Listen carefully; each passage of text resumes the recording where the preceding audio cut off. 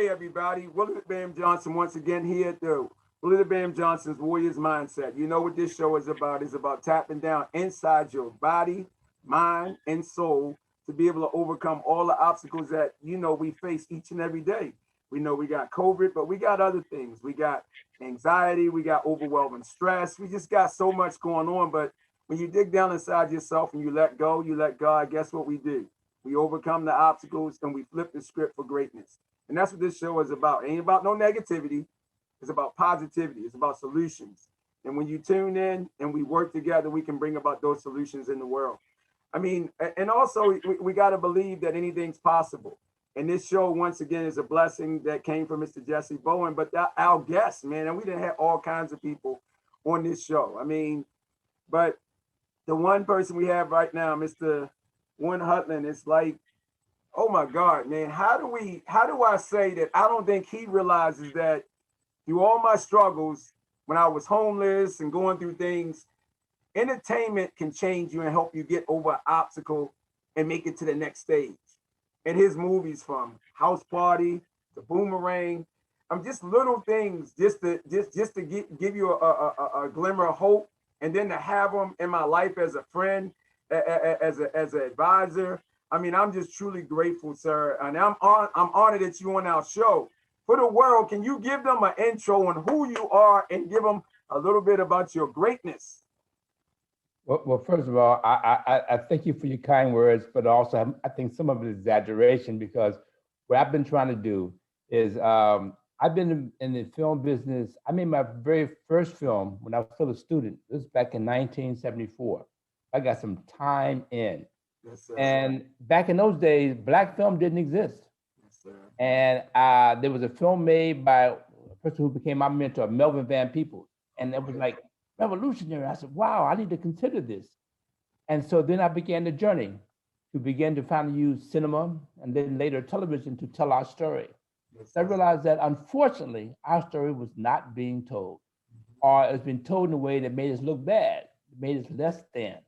And so I feel like I took the responsibility to take up the responsibility to even out that story, to correct that story. I've been trying to do that for almost 50 years now.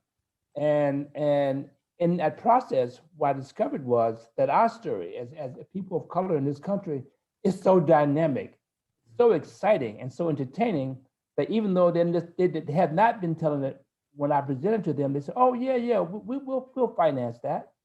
And so that opened the door to the commercial work I've done, whether it be House Party, which was their debut movie. I was on TV last night. I was watching it. and of course, Boomerang with Eddie Murphy. And then I did the very first ever Black animated film, Bebe's Kids. Oh yeah, I didn't know. I forgot about that one. Okay. Yeah. Then I moved into television. I did a series on HBO called Cosmic Slop with George Clinton. But it's not about music. It was kind of a social science fiction drama. And I did a documentary called Unstoppable, which I interviewed the three pioneers of Black cinema. That was Melvin Van Peebles, Gordon Parks, and Ossie Davis. And so more recently, I'm really very interested in virtual reality, which is something that most people don't know about. But when they finally take a look, it's going to blow your mind. Mm-hmm. Well, one of the things I want, and I think you know it, and I just want you to know, I would never exaggerate with how you have affected me. And many people, a lot of times I tell people, I'll meet them, I say, man, it was because you're posted on the wall that I made it from the projects. And I don't think they understand how important that is. And I believe, especially when we talk about young kids that are just trying to find hope. They're in the ghetto or they're in the street. You know what I'm saying? We don't understand. Some people don't understand the power of a song, the power of a movie, the power of a piece of clothing, the power of a comic book.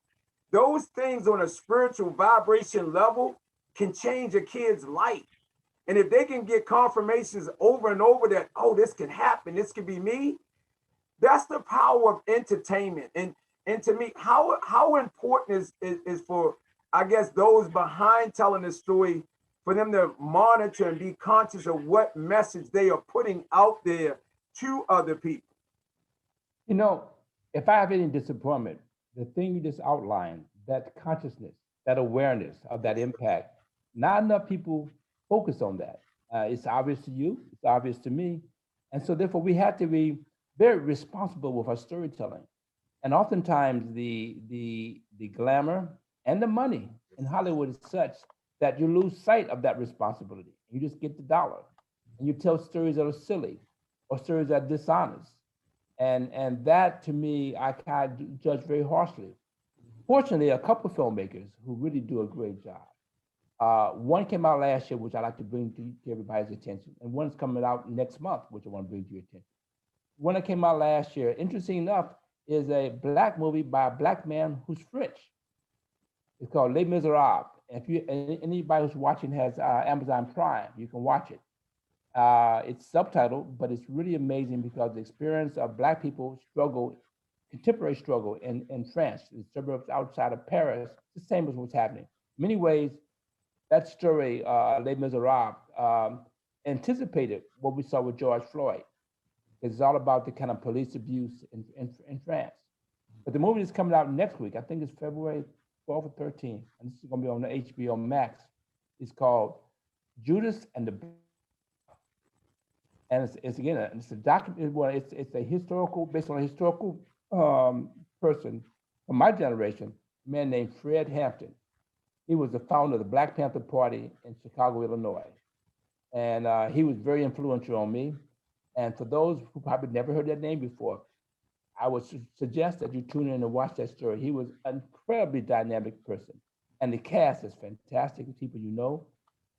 One of the main, the lead characters in Black Panther, Daniel, I'm gonna mispronounce his last name, his African name. And it's just a really, really, really good movie. And for those of us who were young and were not there when the Black Panther Party was dominant, it's a good insight into that period of time. But that's a period of time that had tremendous influence on me as a young person. So I'm glad that these filmmakers, Shaka King is his name, made this film so people can look back to that time because it's one of my favorite saying that history isn't past, it's still present. Yes, sir. Two questions you just bring up from what you just said. One, we always have had to have a warrior's mindset. I think about my mom and I think about my dad, where got to try not to get emotional about this, but just to see how they did their best with what they had.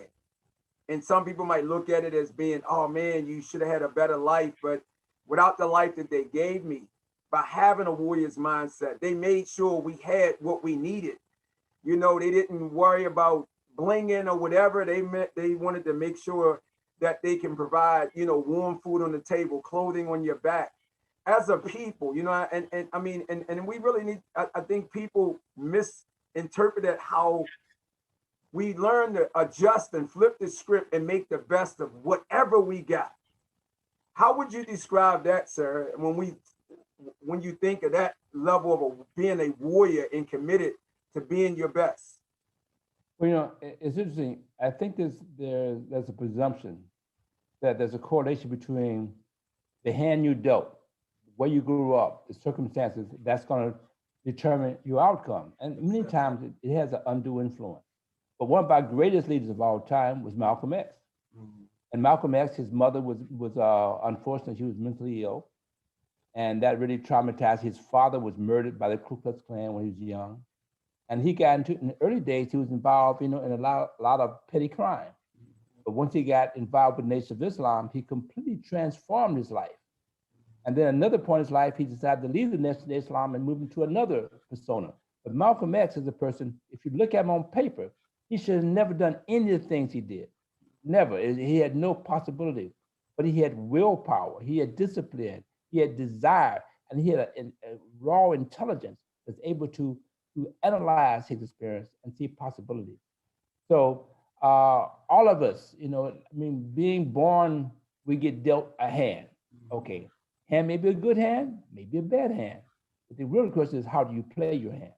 And my brother, let me take this moment to praise and acknowledge you. You played your hand brilliantly. You had some extremely hard times, but you did it so well. The fact that anybody who meets you, I think, we've measured over time, but one day you were speaking in Newark, And I walked over to you, I said, brother, I've met you multiple times, but I've never heard you speak. And that just, I mean, I was down with you anyway, but when I heard you speak, I said, no, no, no, I got to serve you, but I got to serve your message because what you're doing is so important to all people. Well, it's funny, and I thank you for that. Malcolm X changed my life. Yes, sir. When I got in trouble, you know, I knew I had to change. Nobody, and this is I think we sometimes everybody don't understand when we get in trouble, even when we see the challenges facing the youth. Nobody rehabilitates you. Nobody give you help. They lock you up in the jail, and it's it. You in the jail.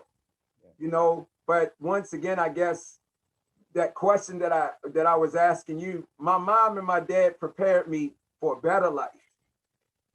Sorry. They prepared me for a better life. So when I was in hell, I knew that now the student had to be open to the teacher's methods. Yes, sir. The thing that I did everything that Malcolm did. I read the dictionary. I read the Bible front to back. I read every book I can get my hand on. So I think even during this time, it's so important that we learn to rehabilitate ourselves and educate ourselves. And you just keep talking about the history. And I was in the Nation of Islam. That was the element. I mean, they said always have a watch, always have a pen, and always have a pad. And men don't sit this way. Men sit this way. And the beautiful thing, and I can say that you bringing out things that I just sometimes just choose not to talk about to people, but I was a captain in the Nation of Islam. Yes, sir. And Yes, sir.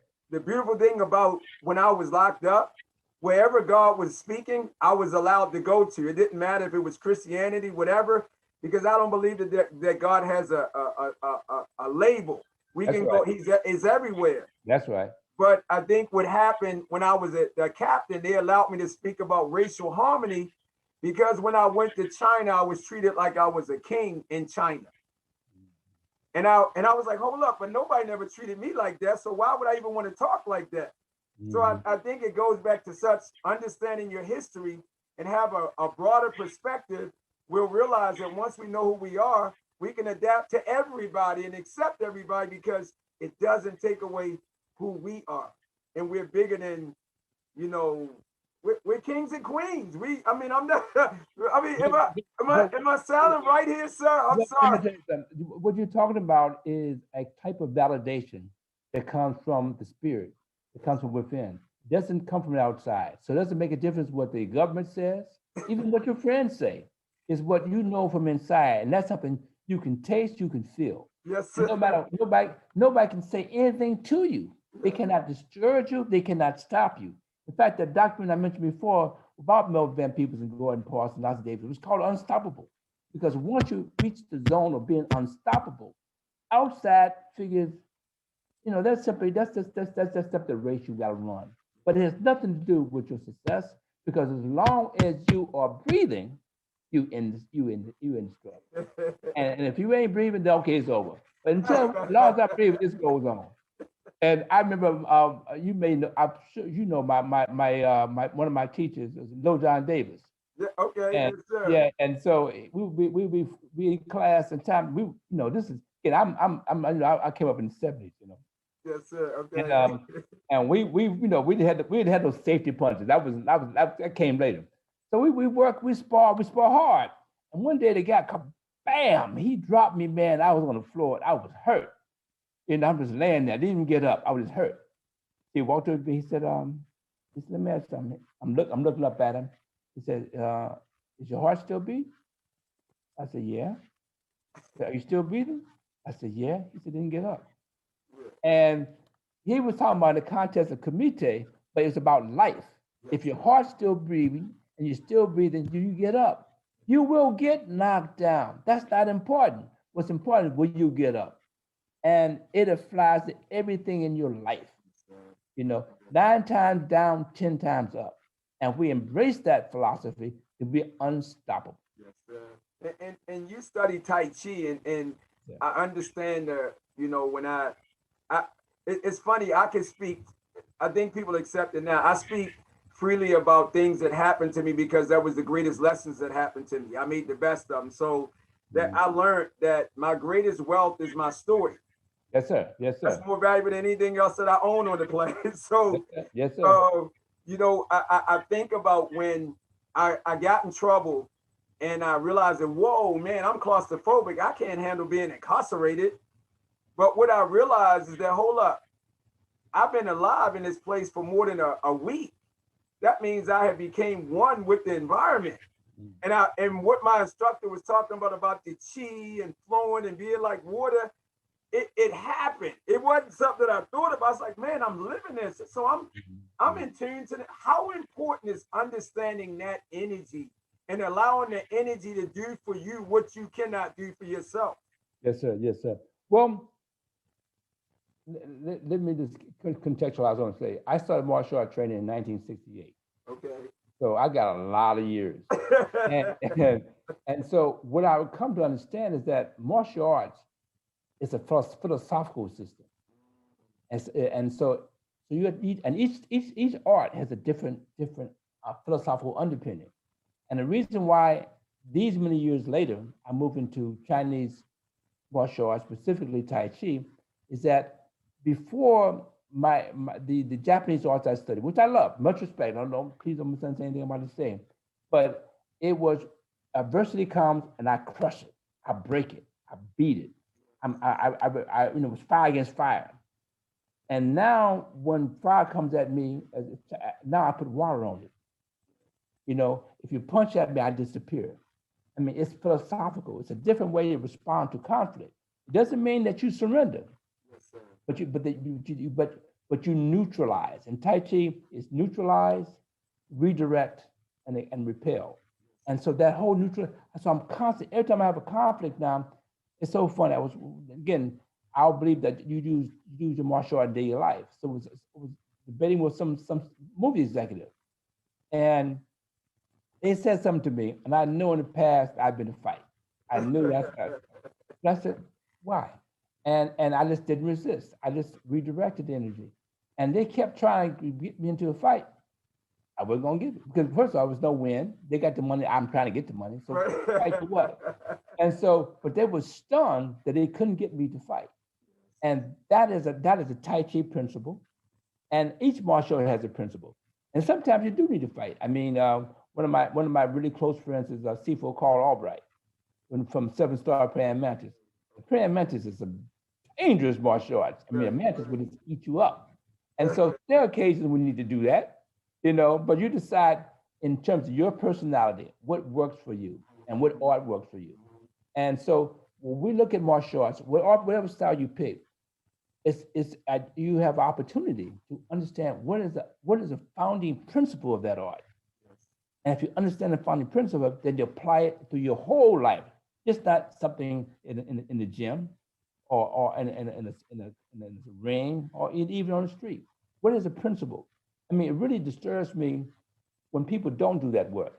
Therefore, you see guys in a tournament and they're supposed to be this style, but they start fighting, everybody looks the same. They're all doing kickboxing. So then why study this or that? Just kick the bag all day. All you're gonna do is kickbox. But if you're gonna learn a specific, whether it be mantis or tiger or Shotokan or Goju, I mean, back in the old, you too young, man. You remember a guy named Fred Miller? Fred Miller. That's way back. Okay. Yeah, but this brother, he did Goju. This is back in the 70s. When he fought, you saw Goju. He was doing a kata. He was a champion. But everything he did was perfect Goju. And I said, wow, okay. So if you do Goju, you see if a Goju man fights a Shotokan man, you should see the difference. Yes. If a Taekwondo man fights a kickboxer, you see. I mean, if you Bagua Tai Chi, what you need to see. Otherwise, what were you doing? You're just gonna throw blows. Then why spend hours and hours and hours training? So understand what is the principle of your art. Choose wisely and then apply it. And apply it now in the gym, but in life. When you say that, I think of my traditional system is called Tien Shin Pai. It means school of thought. And if people understand it, we graduate to internal arts. It's like Like all the violence that we see in the world. One of my instructors, Master Brown, when everybody at one time I think we went through an era in martial arts where you wouldn't see no bloodshed. You wouldn't see a poster with somebody hitting somebody in the throat. It was just like good, loving expressions. And now all of a sudden you see people being beat to a pulp in a ring with nothing but blood. Yeah, yeah. And he said, you know what? We get ready to go back to peace again. But you got to go through the blood to get to the peace. And it's the yin and the yang. That's right. And now you see it with so much violence going on in the world. There's no other way but to go to peace, harmony, and happiness for that moment. And that's why you see so many people in yoga and you see so many people trying to do internal arts and meditation, because that's the graduation. But I think a lot of maybe Western arts lack that aspect. We spend so much time on the external, Brother, and we neglect the internal. You being very polite by saying that, man. Western culture is unfortunately, is a culture of barbarians, man. There's total barbarians. But before I go into that, the grandmaster of your style is that Willie Lynn? Yes, Tony Lynn and Willie Lynn. I met Willie Lynn a couple years ago. Okay. First of all, I looked at his face. Now you look at my face, brother. I mean, I'm holding on, but he looked younger than me. He's 80 years old. I said, what? I couldn't believe how old he was. And more importantly, when I introduced him, he stood up and shook my hand like I ain't nobody. And his humility, yes, his face and his humility, it just disarmed me, man. That was all the kung fu I needed to see. When he has internalized his character, I don't care. I don't care if he can kick, punch, nothing. He's living it. Yes. And that really touched. I was like super impressed, man. Super impressed. So you radiate your martial arts, man. I gotta tell you one of my mother's story, man. There's a few people you meet in life who really take the art and completely take it inside, and it's complete. Again, this guy, I'm saying, you're not gonna know his name. Only people in New York, very few people in New York know him, but he's a legend. His name is Carl Riley, popularly known as Aikido Carl. He's one of the first Black guys to get involved in Aikido way, way back. Okay. And he's very eccentric. He's the kind of guy, he had a dojo full of people and came in every day and says, okay, everybody must leave. Why? What do we do? He says, he had like 100 people in the school. He said, you all got to leave. He says, why? He says, because you don't practice with the correct spirit. Aikido has a spirit. You don't have a spirit, I can't teach you. Everybody was shocked. It's money walking out the door. Right. And he financially, he's in bad shape because he refuses to leave the spirit. So one day he showed up and everybody, oh my God, Carl's here, right? So he knows me and we love to talk. So I'm sitting in the big gymnasium, sitting there talking with him. People on the opposite side of the gymnasium are pointing. They say, oh my God, he's here. Everybody's excited, he's here, right? So one guy crosses the gym and comes over to me and bows and starts talking to me. Like, I'm trying to figure out, I don't know this guy. He said, oh no, he said, I'm told you're a great master. I wanted to meet you. And I look at the guy. And I started laughing. He said, no. Not me. It's this man sitting next to me. But you think it's me because I have ego. And so you feel my ego. You walk to me because I'm feeling something. Right. But the guy who's so advanced, he's invisible to you. His level is so high you can't see it. And that's the high level of mastery. And that just told me everything. This guy, his Aikido, I tell you, man, his Aikido is sublime. It's another word for it. It's just unbelievable.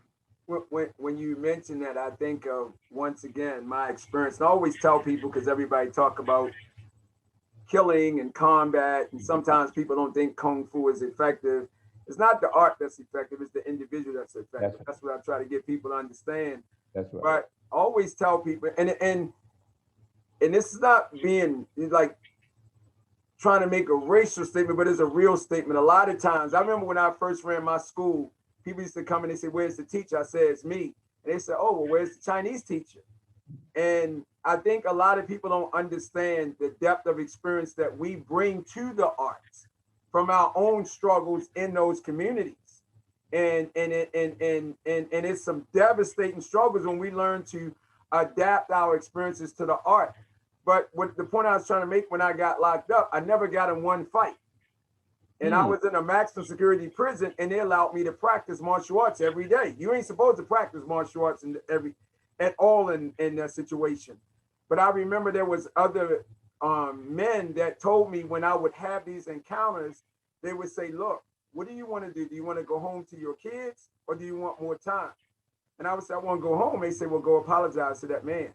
Now, sir, imagine walking through, a cafeteria of hundreds of strong killers, because this is a max security prison, and you got to go and say hello. You got to go and say, "I'm sorry, I don't want no trouble. I just want to go home." And they would say, "Yeah, all right, get off my face." And I ain't gonna say all the other words they would say. But the beautiful thing that I learned from that is that I was able to go into a hell and not get in one fight, and earn the respect of the other warriors because I had the courage to say, "I'm sorry." We teach the opposite of that to our kids, like fight, fight, fight. The real warrior don't have to fight. Biggie Smalls say, killers move in silence. We don't have to, just be humble.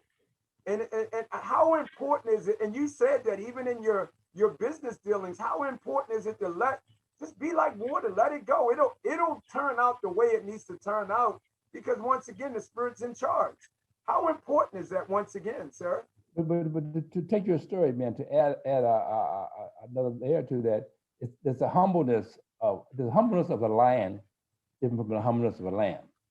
So when you went to those killers and say, "Hey, I just want to go home," now they accepted your apology, and the people sent you there, but they knew, they felt that you wasn't saying "I'm sorry" because you were scared, because you were trying to go home, and so. And I think he could accept that, because if he was really soft and scared, then they wouldn't have accepted that. Right. And so when we tell anyone to be humble, it's not out of fear; it's out of internal confidence. And so hopefully people will accept that. But they don't accept that, then it goes to the yin becomes yang. That's all. That's what happens.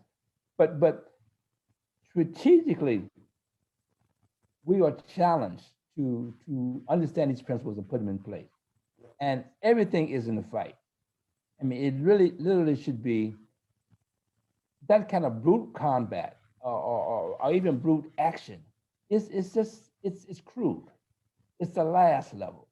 You should not get that. You should be, at these many years, know how to move in such a way that I think I was talking to C4 Carl Albright yesterday. He told me some history that I didn't know about the founding of Bagua. You probably know this, but I didn't know it. And he said that Bagua, the person who created Bagua, was a waiter in the imperial court. And he was not a martial art practitioner. He was carrying trays to serve the royalty. And it was a lot of people in the courtyard. It was very crowded. And he could walk around holding the tray on one hand, how Bagua said, and move around to the crowd and serve him back. And it was like, and the general said, "Look at that guy." And they couldn't believe that he was weaving out the crowd, put the drinks down, and never bumped to anybody. Right. And so they saw this, they saw the marshal. This guy's simply doing his job. And so they recruited, so listen, man, I see what this can be. So they took this sublime movement and put a martial application to it. But it's these principles. I mean, it's understanding these principles of movement, and it's really, really deep. And I'd never heard that story before, and it really impressed me. I studied Bagua when I was in China. That was one of the arts I got a chance to work on.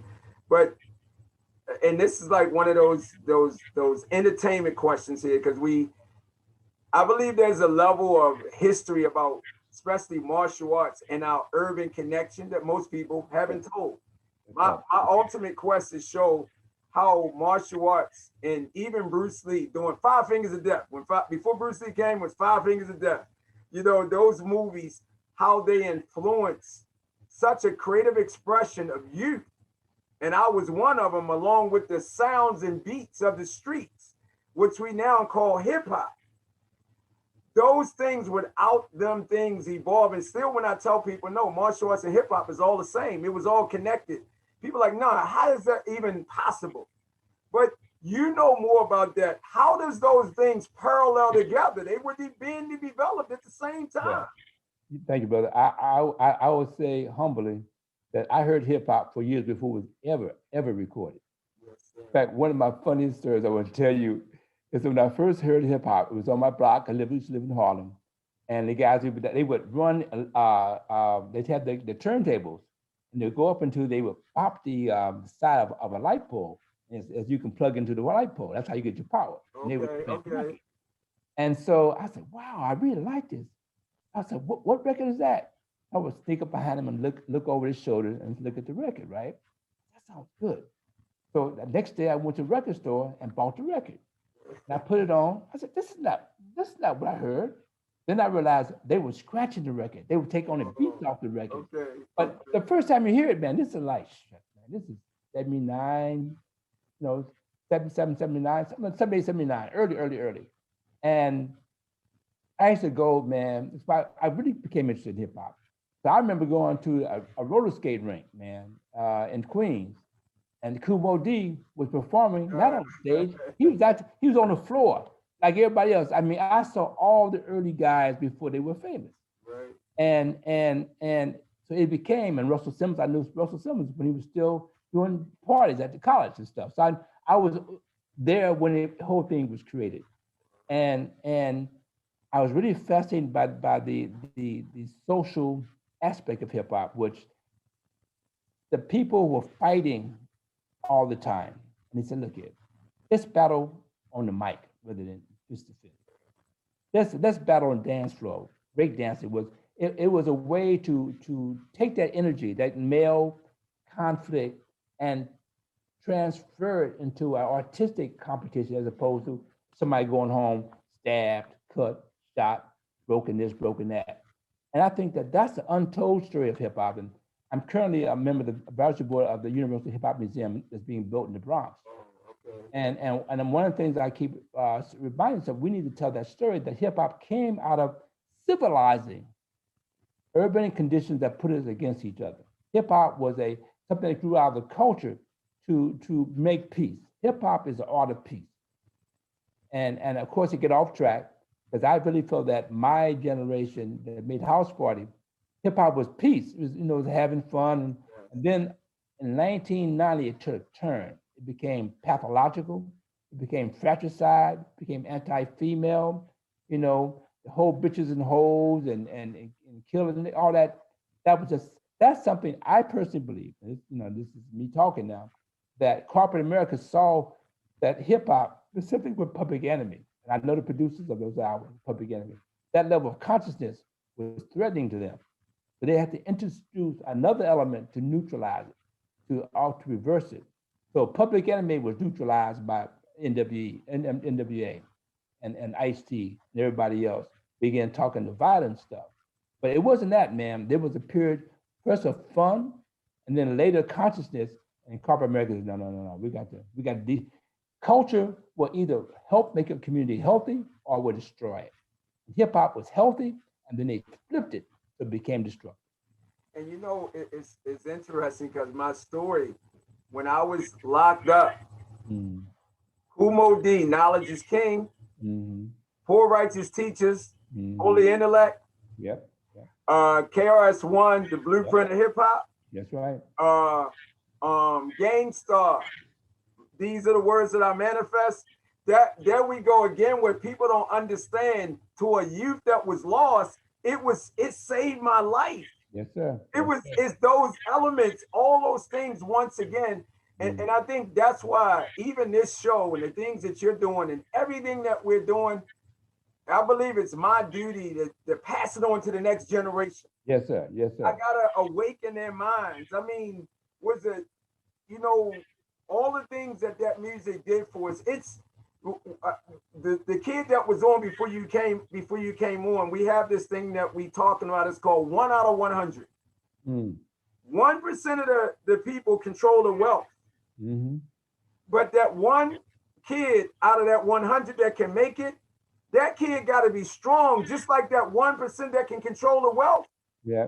1% that make it out of poverty and struggle got to be real powerful. And the power that that 1% has can change more than one other person. That's They right. can change 20 or 30 if they have the support and the help and the consciousness to do that. I mean, Absolutely. what do you say about that, sir? Without a doubt, without a doubt. I mean, what's the famous saying? What's a black belt? A black belt is a white belt who never quit. Never quit. Yes, You sir. know, so no, and you know, it's sad to say it ain't for everybody. Everybody ain't gonna make it. But we look for the one where you see the potential and you give that person support, and they will make it. And they in turn need to reverse. It's paying it forward.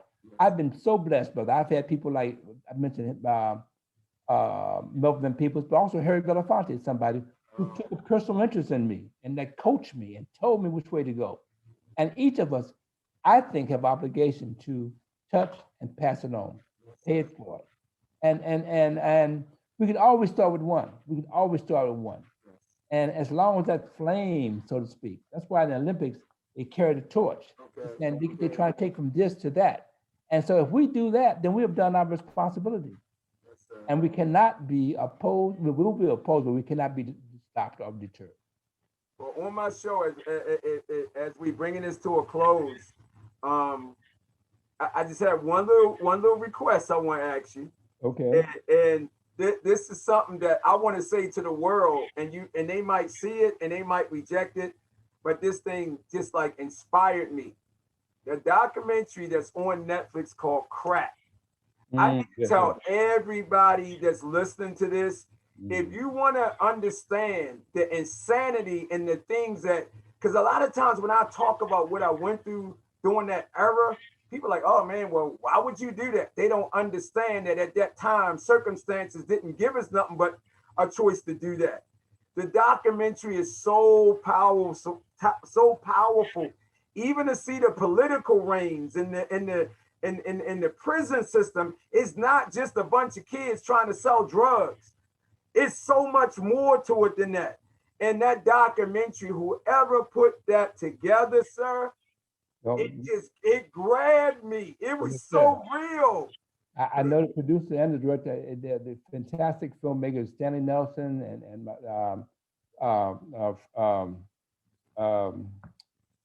Keith Brown. You know what? Can I also give another recommendation on the same topic, the exact same topic? It's not a documentary though; it's a drama, and it's in season 3 now on FX. And I hope you've heard of it, but somebody who's watching may have heard of it. It's called Snowfall. Yes. Now, Snowfall, it gets into the politics because the government, the CIA, needed to find that the government was prohibited from funding the Contras. And so Ronald Reagan, specifically, Ronald Reagan needed to get cash. They made a deal to turn the cocaine traffic, which turned into crack traffic, to cash to fund weapons, to fight against the Contras in Nicaragua. So the crack epidemic in the United States has a CIA fingerprints all over. And this is a widely documented. This is not me just being a conspiracy guy. That is documented by a variety of sources. So oftentimes, our community, we just victimized, man. And even the sentencing of crack versus cocaine. I mean, cocaine, because that's become the drug of the elite. But poor people, take the crack drug. And again, back to entrepreneurship, because a person couldn't get the opportunity to be a car salesman or a real estate broker or any other kinds of things, any kind of businesses, to do commerce, you go to what's available. So drug was as a business. No, it's a destructive business, but it is a business. And people know how to do it, made a lot of money. But why is it that every race of people that came to this country use illegal activity to get to a point and then disconnect and go into politics? But why is it that there's one race of people that continue to be labeled as the thugs and the bad people when they're just doing the exact same thing that every other race did? That's called racism and white supremacy. The hype. Let me give you another. I'm sorry, sir. Let me give I another. had to ask the question, you No, know. you got to ask it. Of course, that's a you cannot. That question makes perfect sense. But let me. I like the fact that we have these movie references. That's my specialty. You know what I mean? And so there's another movie's playing now, and this is something you can actually watch for free. You go to fx.com.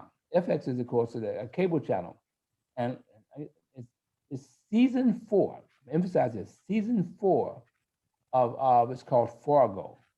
It's 11 episodes, and it stars Chris Rock. But it's not a comedy. This is not comedy. This is drama. Chris Rock plays a gangster. And Whoa, okay. oh, it's brilliant. I mean, I know Chris Rock obviously, for many, many, many years. And I didn't know he could do this. It is brilliant, brilliant, brilliant. And and it talks about what you just said. Why is each generation? It shows the whole thing takes place in 1950 in Kansas City, Missouri. And it shows each wave of immigration, the Italians, the Chinese, the Irish, and finally Black people. And you would see in this story how each person came to America, put into the crime box, and made a transition. So I tell you, brother, I'm giving you my personal guarantee. This will be, you will love this. You're going to call me and say, man, I know this. This is so good. And Chris Rock, you wouldn't believe him. And he plays this incredible gangster. And his generation is the last generation, which was Blacks and Italians. But before that, we see the Irish and Chinese. We see all the people going through that cycle. So here's a way where you can learn the lessons without it being a documentary, without it being purely educational. It's entertaining. Yes. Okay. And so Fargo, season 4 on fx.com. Well, when you talk about being entertained, I think was it Karis one when he say edutainment. That's what that. Well, would you like to say anything to any of the listeners out there? Anything you got coming up, or anything that you like to put out there to the people? My role is I don't talk about what I'm going to do. I talk about what I've done. Yes, sir. So when something's done and you can come see it, then I talk about it. Yes, otherwise, I tell you, I learned the hard way. Let me tell you how I learned this. Life lessons.